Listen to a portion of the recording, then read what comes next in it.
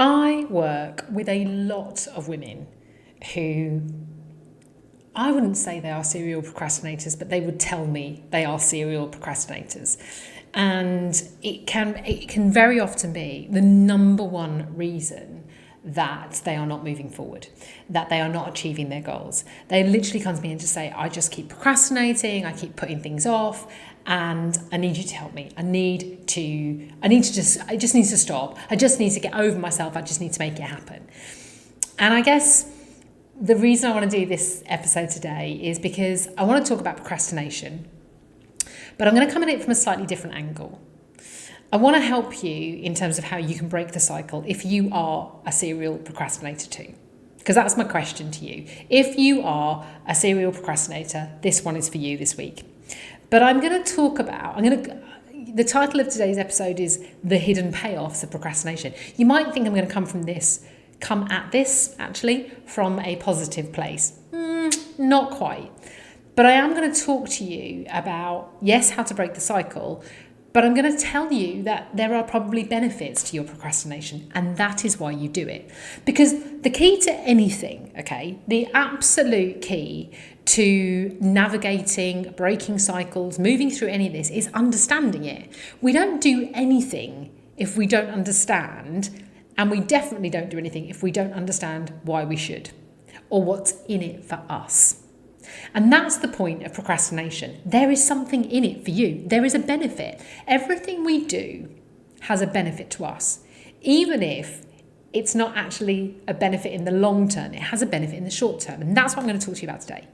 So if you are someone who finds yourself putting things off again and again, the same things, and you think you don't know why, today's for you. If you are someone that actually has something you really want to do, you have something you really want to achieve, you know why it matters to you, because I often talk about that with goals, okay? So if you've got a goal, you need to know why it's important to you. And you might be, I know what I want, what my goal is, I know why it matters, why it's important, I know what I need to do, I think about it all the time, I'm just not doing it. This is for you. Now I want you to stop getting annoyed at yourself. Okay, I want you to stop giving yourself such a hard time. I want you to stop beating yourself up over it, because that's not helping anybody. What I want to do is talk about some of the hidden reasons we procrastinate and actually help you realise it makes so much sense when you dig a little deeper. Because procrastination, it's not about laziness. It's not about discipline, which is what a lot of people do. So they'll come to me and they say, I just need to be more disciplined. I just need to get out of my own way. I just need to. And procrastination isn't a just thing, okay? It is not because you're lazy. It's not because you're not disciplined. It's not because you're useless. I promise you, there is almost definitely a hidden payoff that your brain is getting by putting whatever it is off that you're putting off. And if you can spot what that payoff is for you, that's when you can break the cycle. And you can do it without beating yourself up, without essentially bullying yourself into action, which is what people do. As I say, like I have people come to me and say, I just need to, like really giving themselves a hard time. It's almost self-bullying. So let me explain what I mean by this hidden payoff your brain gets by putting things off. Let's think of some examples, okay? And this is not an exhaustive list. Is that the right word? It's not an exhaustive list because there are so many examples. But sometimes, so remember I've said before, okay? If you are an avid listener, you will have heard me say before, your brain is built to protect you, okay? Even if you're not an avid listener, you've heard me say it now. Sometimes the payoff is safety. Okay, your brain seeks safety. You seek safety. You don't even realise you're doing it. So sometimes the reason we procrastinate is for safety. If I don't do it, I can't fail. If I don't even start, then I'm not at risk of failing. Because it's safer to stay here where I am, thinking about it, planning for it, preparing everything. That's procrastination, right? We don't actually do it. We spend a lot of time thinking, planning, preparing, but not actually taking the action, because the action means risk. risk of failing, risk of judgment, risk of not getting it right, risk. And your brain doesn't want risk, it wants to stay safe. That is why you procrastinate, okay? That's the benefit. If I don't do it, I stay safe. Sometimes the payoff is comfort. Now, all of these are interwoven because you might be like, well, what's the difference? Okay, well, if I delay doing that thing, I know what I need to do, I know I want it, I want the outcome, okay? I know what I need to do to get the outcome that I want, I know why that outcome is important to me, I know what this means to me. But actually, if I just delay, I get to stay a bit more comfortable for now. I don't have to feel exposed. I don't know if that feels like the right word to use on this podcast, but I don't have to step out of my comfort zone. I don't have to stretch beyond what's familiar to me. I don't have to go into change. Even if your comfort zone isn't making you happy, it's known, it's comfort. We do not like uncertainty. Our brain loves what's known. So sometimes the payoff of procrastinating, of delaying, is staying comfortable. Now, sometimes the payoff, the hidden benefit of procrastinating is hope without risk. If I just keep dreaming and planning, I can stay excited about the possibility of achieving it. I can stay in the dreaming phase. I can stay in the visionary stage, but I don't actually have to face whether it will actually work, whether I will actually achieve it. I don't have to face what comes with it. I like, we talk about daydreamers, right? Daydreaming is a form of procrastination. Daydreamers love to be in the daydreaming phase. They don't actually want to step into the reality because actually the daydreaming is much more fun. The imagination is more fun than the reality, or that's what they're telling themselves. So sometimes the payoff is hope without risk. Don't we all just want a bit of hope in our lives? So we procrastinate because if I stay here, I just get to daydream and I get to plan and imagine what it will be like, rather than actually facing whether it will work out. And if it does, what then happens? And if it doesn't, what then happens? Sometimes the hidden payoff is avoiding uncomfortable emotions. Now, I've already talked about safety and comfort, and all of these are interwoven, as I've already said. But actually, if I don't try, I don't have to confront any feelings that might come if I'm not good enough, if I fail, if I'm not ready. Because I know they bring horrible feelings. I hate it when I don't get it right. I hate that feeling in my tummy when I'm embarrassed. I hate that feeling when I get red in the face when it's not going according to plan. I hate that feeling when someone says X. If I procrastinate, I can avoid those uncomfortable feelings. So I don't try. Procrastination is avoidance. Procrastination is putting off, stepping into unknown, stepping into risk, stepping into fear, stepping into emotion we don't want to deal with. I mean, arguably, as I'm now sat here talking to you, what's just popped into my head is the antithesis, if you like. Is that the right word? I'm questioning myself on words today. The antithesis of procrastination is courage. Courage to take the risk. Courage to step out of the comfort zone. Courage to step from hope into reality. Courage to face into the uncomfortable emotions. Your brain is just trying to protect you. It's not trying to sabotage you on purpose. You are not, and there's a whole other episode on actual self-sabotage coming soon, actually. But what's happening with procrastination is your brain is doing exactly what it thinks it needs to do to keep you safe, emotionally, psychologically, maybe even physically. But here's the thing, right? You may have listened to me, you may have listened to the episode I did, ages ago now, on how long it took me to drive here in Dubai. And I think the episode is actually called The Longer You Wait, The Bigger It Gets, or something like that. That sounds a very rude title. Maybe I didn't call it that.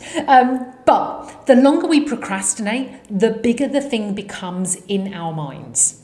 The longer we put something off, actually, the bigger the fear of not being safe gets. the bigger the discomfort looks, the bigger the risk looks, the bigger the emotions feel or seem like they will feel, the heavier the weight feels.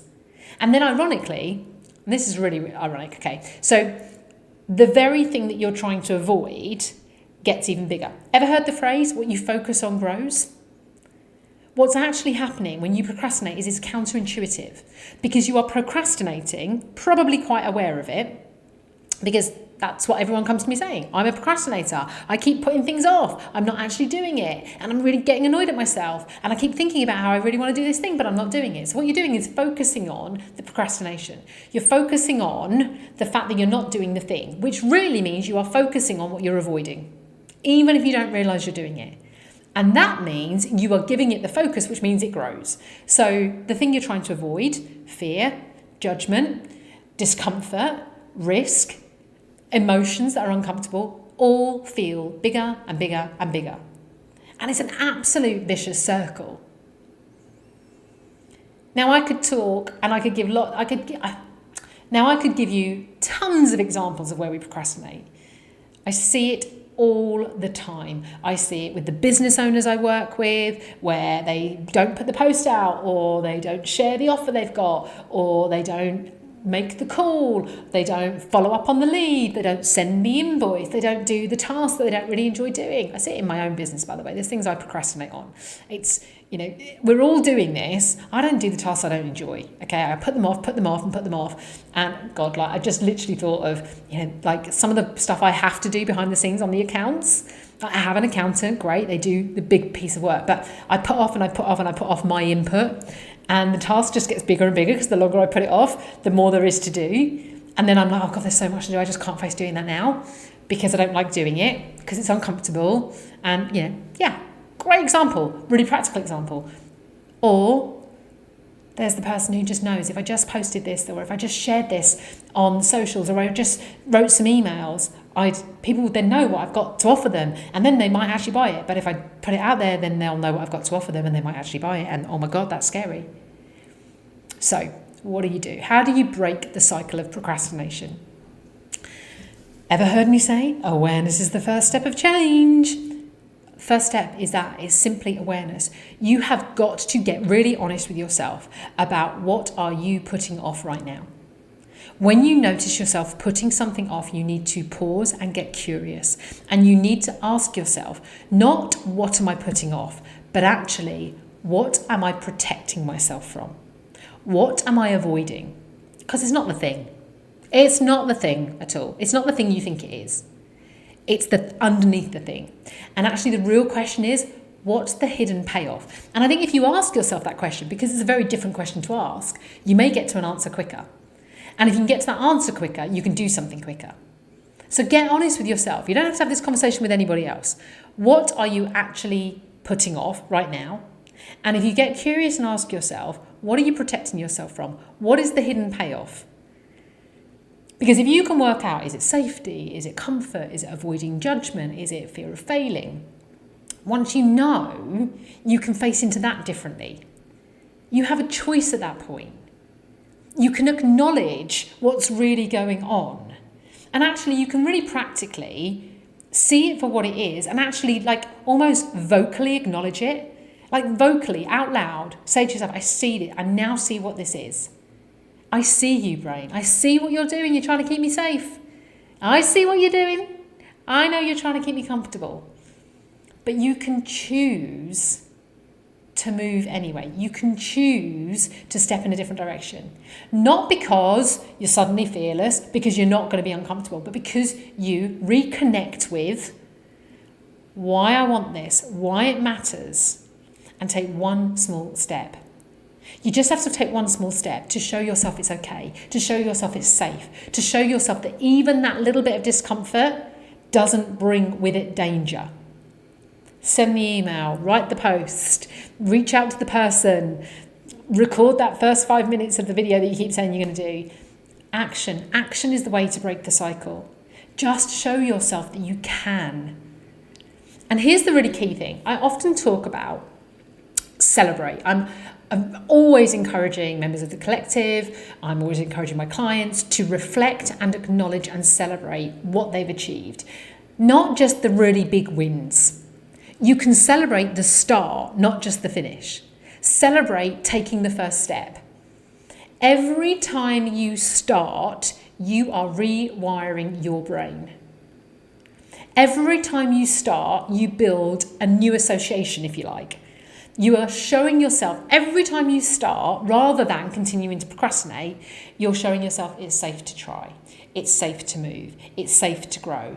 It's safe for me too. So really, really simply, I'm not about to give you 6 steps to breaking the procrastination cycle. I'm simply going to say to you that next time you catch yourself delaying, putting off, procrastinating on something that matters to you, just take a moment and ask yourself, what am I protecting myself from here? What is the hidden payoff? And what one small thing could I do anyway to show myself it's safe?